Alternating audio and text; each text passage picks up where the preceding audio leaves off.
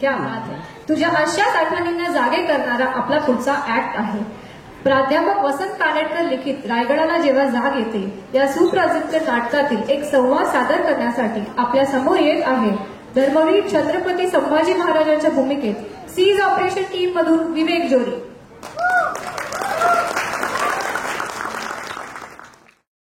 राहांचीच आमच्यावर वक्रदृष्टी झाली. आज नव्हे तर आमच्या जन्मापासून आमची जन्मदात्री आई आम्हाला पाळण्यातच टाकून गेली. थोरल्या मासाहेबांची पाखर तर आम्हाला जाण्यापूर्वीच तुटून पडली. आणि आबासाहेबांची तर आमच्यावर जन्मापासून गैरमर्जी. तरीही महाराजांची आमच्यावर माया नाही, हा आमचा केवळ समज आहे असं आपण मानता. समज. युवराजनी तुम्ही थोरा मोठ्या घरी जन्मला, मातापित्यांच्या मांडीवर आजवर लाडानं वाढला. या रायगडावर आजवर आबासाहेबांच्या लाडक्या सुनबाई म्हणून थाटामाटानं वावरला.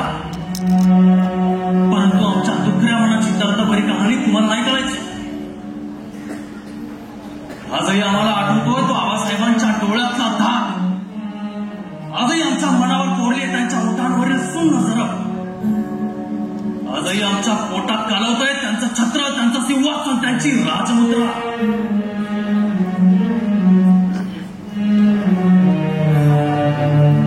आग्र्यावरून सुटकेच्या प्रसंगाची याद आली की आजही रक्त जळू लागतं, मस्तक फिरू लागतं, पोटातली आदळी तटतटात तुटू लागतात. एक 8 वर्षांचा एवढासा कोवळा पोर महाराजांपाठोपाठ राणावण्यातून दौडताना आम्हाला आजही स्पष्ट दिसतोय. अंगात ज्वर भरला, पायाला टरटरून फोड आले तरी हू नाही का तू नाही. अपरात्री मथुरेला एका ब्राह्मणाच्या घरी मुक्काम पडला. तेव्हा सल्ला देताना निळाजीपंत सांगतात, महाराज इथून सही सलामत सुटायचं असेल तर युवराजांना इथंच मागं टाकून दौड केली पाहिजे. आज घरात ग्लानी येऊन तळमळत पडलेला पोर ते शब्द ऐकतो आणि धडपडत उठून तसा बाहेर जातो. आबासाहेबांच्या कमरेला घट्ट मिठी मारतो आणि ओरडतो, आबासाहेब आबासाहेब तुम्ही आम्हाला एकट्याला टाकून नाही नाव जाणार. आबासाहेब एक शब्द बोलत नाही. आमच्या एवढ्याशा हातांची मिठी ते आपल्या पोलादी बोटांनी सहज सोडवतात आणि माझघराकडे पडतात. चिमुकल्या मनाला ब्रह्मांड आठवतं. शेकडो कोसांची पायपीट विनातक्रार करणाऱ्या त्या पोराचे पाय उसरीवरून आज घरात जायतो पांगळे होता.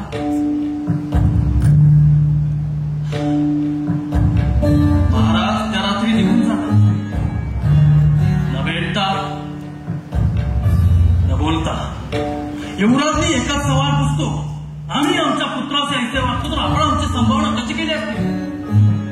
महाराज छत्रपती आहेत हे समाज बजावणार आहात ना, पण हे पश्चात समर्पणाचे बोल आम्ही आमच्या दुसऱ्या मनाला काही का सुनावले.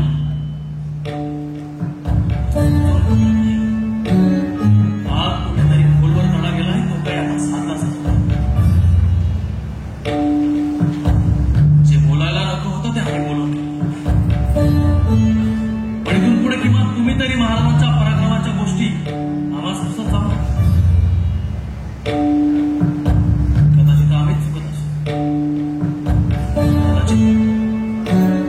कदाचित कसूर कोणाचंच नसेल.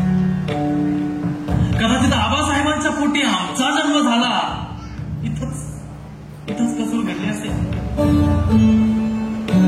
युवराजनी आम्ही आमच्या जन्माचे मालिक असतो तर झोपडीतला जन्म सुद्धा आम्ही खुशीने पसंत केला असता. मग दुनियेच्या संगीने आम्ही देखील महाराजांचे भक्त झालो असतो आणि सर्वांच्या सोबत आम्ही देखील महाराजांच्या पराक्रमाची गाथाच गायली असती. मग आमच्या तोडक्या पराक्रमानं देखील आमच्या झोपडीतल्या माता पित्यांना आसमान ठेंगणं झालं असतं. घडोघडी महाराजांच्या पराक्रमाची थोरवी अशी येता जाता आम्हाला कोणी हिणवून सांगितली नसती. आमच्याच खुजेपणाचे चटके आमच्याच सगळे सोयऱ्यांनी तरी आम्हाला दिले नसते. आज आमच्या पाठीशी हेलावतोय प्रचंड महासागर आणि आम्ही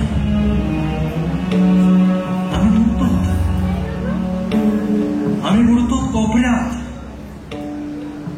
तळाशी अवघ्या चुळूकभर पाण्यात. बस म्हणून आम्ही केला तोच विचार योग्य आहे. रायगडाच्या या कारावासातून आता आम्हाला बाहेर